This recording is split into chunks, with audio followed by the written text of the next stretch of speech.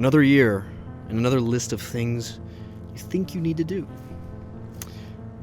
You know, it's day 1 out of 365, where you'll spend several hours a day chasing numbers on a screen or paper in your pocket. You know, just to trade them in for a few moments of dopamine on the weekend. The rat race is real, and the United States is digging deeper into it, not because we love it, but because we don't know any other way to live. And as we all know, these algorithms, they don't just distract us, they train us. They zap us into submission and force us to interact with nonsense until silence feels unbearable. Slop is better than sitting in silence for 5 seconds in this society in 2026. I mean, there's not many good YouTube videos anymore. It's all slop.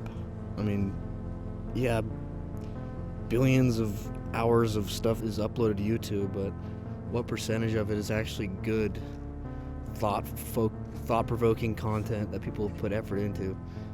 I mean, the world really is hypnotized, and all you have to do to notice is just look away from the pendulum. To find an answer, you have to look east. You know, there are cultures that understood this thousands of years ago. They called it Māyā, the illusion.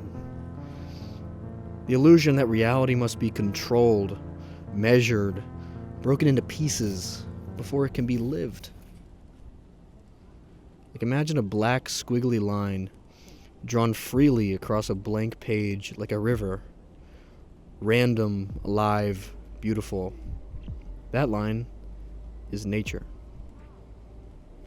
Now imagine placing a grid over that line on the page. You start labeling coordinates, you start estimating where the line should go next, using statistics and probabilities. And that's what we do to everything. We do it with life, money, people, even ourselves. It seems like the West hyper-intellectualizes everything until we can't see the beauty anymore. It's like, think about how we meet strangers. When you're introduced, it's kind of like, hey, this is my friend Bob, and he's a builder. Now Bob might be a poet, a father, a philosopher, a fucking dreamer. You know, many aspirations that he would love to talk about. But builder is enough, so we lock him into the role. And these roles cause conversations to never go any deeper than that. It's kind of like you play your part, I play mine. And because of that, most conversations end up being NPC dialogue trees about weather, money, and status. And to break it, you must ask different questions.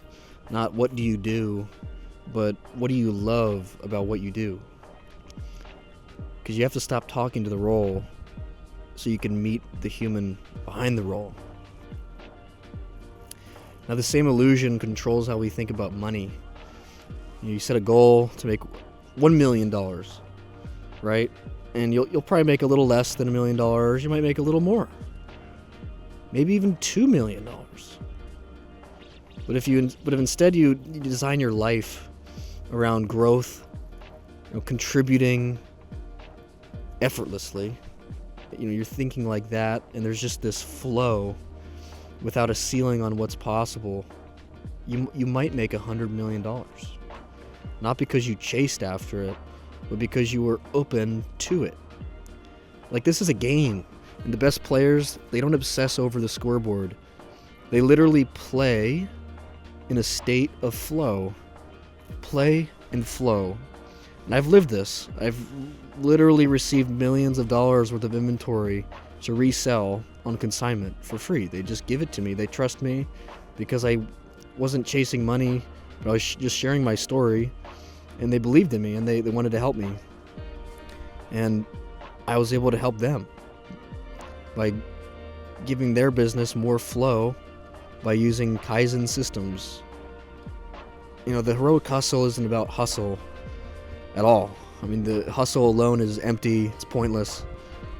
Endless motion that's really going nowhere. But heroism is what gives it meaning. And real heroism is super rare. It looks like no promise of reward. There's no certainty that it will even matter at all. And no guarantee that you'll be understood. But when heroism enters the hustle, it becomes companies, art, and movements that actually change the world, which I hope this YouTube channel is able to do one day. So how do you glitch through and become Neo? Well, everyone says, oh, gotta unplug, go on vacation, go see the world, go get off your phone. It's like, no, you can do that in the short term, but unplugging doesn't mean escaping the world by doing drastic things. That's what I've finally figured out. It just simply means going left when everyone else goes right, and facing the source and just feeling it fully. You start to see the grid, but you're not obsessed with it. You take off the mask and you stop trying to fit into social situations to make people feel more comfortable, because you don't really care. And a crazy thing happens because you start to turn off your mind, because you're not really if you don't care about a social situation and you're just separate from the conversation, not because you don't want to be there, you don't want to connect with people, but just because you just don't care about status or playing these games to get anywhere with someone. You just seek someone to have a conversation with that is interesting, who's awake, who doesn't care, who can be silent with you, just wants to experience life without expectations. Now that's kind of what taking off the mask is like. And once you do that, and your mind starts to turn off, and you start letting your senses lead you again, that's when life stops becoming occasional magic, where you notice it for a second, and like, oh, this is a beautiful moment. Like, wow. You know, you don't even like, you're just like, how, is this even real right now? You know, that becomes continuous. Days, months, years of it.